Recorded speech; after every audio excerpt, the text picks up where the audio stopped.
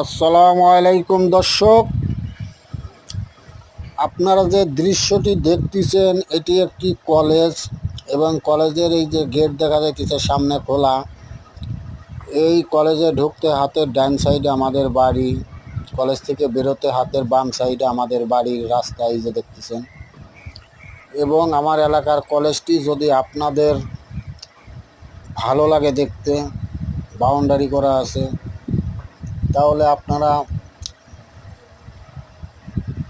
বোয়ালমারি, সালতা, নগরকান্দা, কানাইপুর, মাঝকান্দি যে কোনো জায়গার ছাত্রছাত্রী ভর্তি হইতে পারেন। এখানে মোটামুটি লেখাপড়া খুব মানসম্পন্ন হয়।